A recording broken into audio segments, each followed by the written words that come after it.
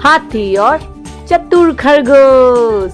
Hello hi friends, मैं हूं सपना और मैं लाती हूँ आपके लिए नई नई कहानियां। तो आज की कहानी है हाथी और चतुर खरगोश। कहानी पसंद आने पर एक लाइक करना ना भूलें और कमेंट शेयर सब्सक्राइब तो जरूर कर दीजिएगा।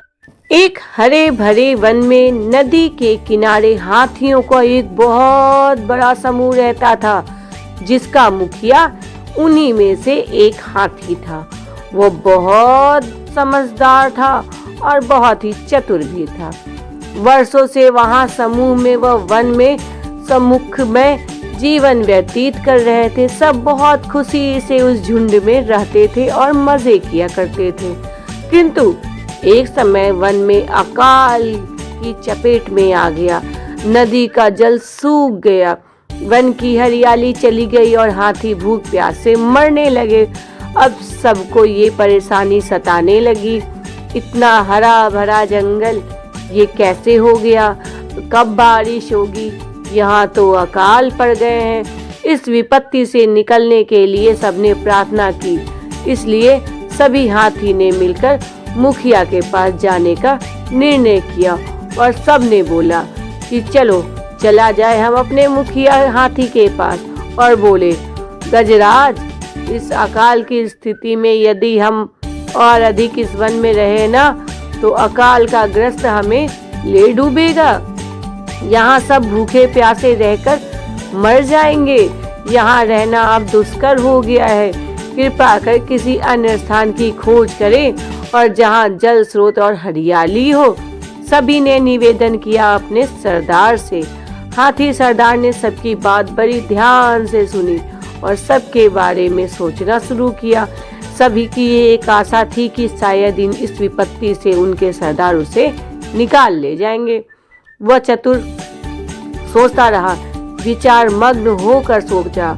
कुछ देर विचार करने के बाद वह बोला, यहाँ से कुछ दूरी पर एक तालाब है जो पूरे वर्ष जल भर परिपूर्ण रहता है।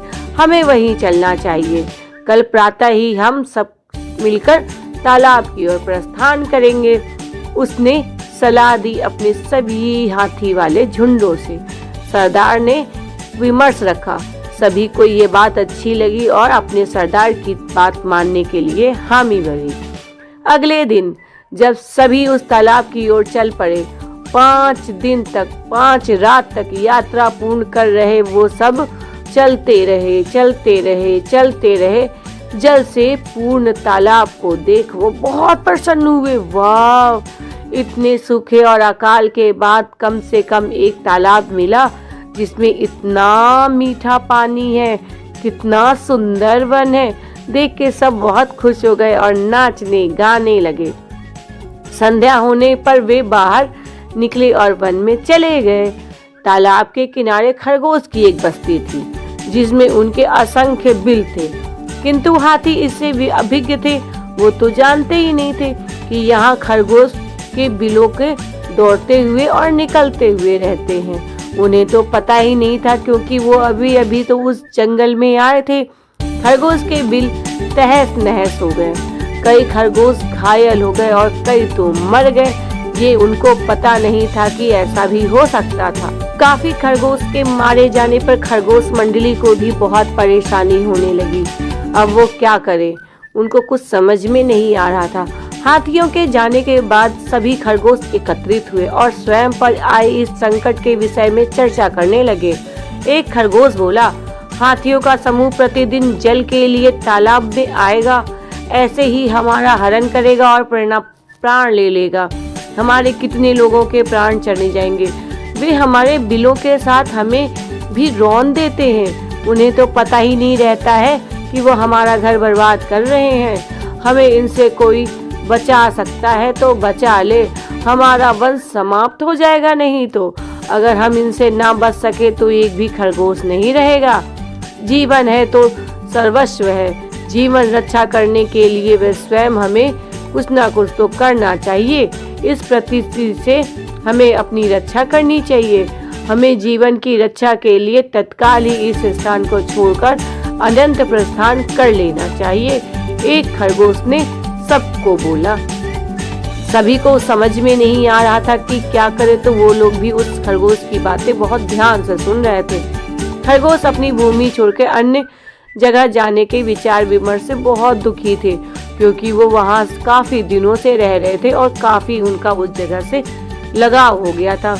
उनको दुखी देख सब लोगों ने सोचा।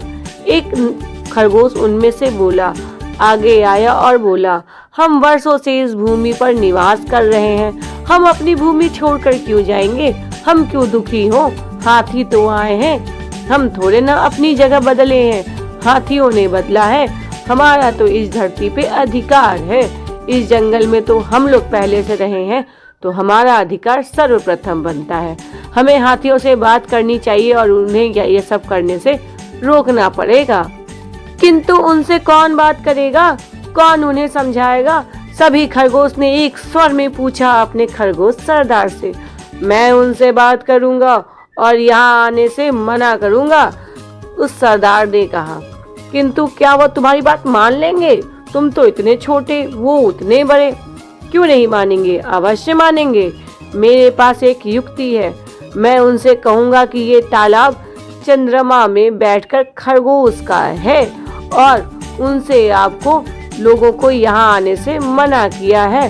संभवतः मेरी बात मान जाएंगे, उसने कहा। अगले दिन खरगोश का सरदार हाथियों के मुखिया से मिलने तालाब के मार्ग पर स्थित एक ऊंचे से टीले पर बैठ गया। जब हाथियों का समूह वहां से गुजरा तो वह हाथियों के मुखिया से बोला, गजराज, क्या आपको ज्ञात नहीं, यह तालाब चांद में रहने वाले खरगोश का है। आपको बिना उसकी अनुमति के इस तालाब का जल नहीं पीना चाहिए। ये आपके लिए उपयोगी नहीं है।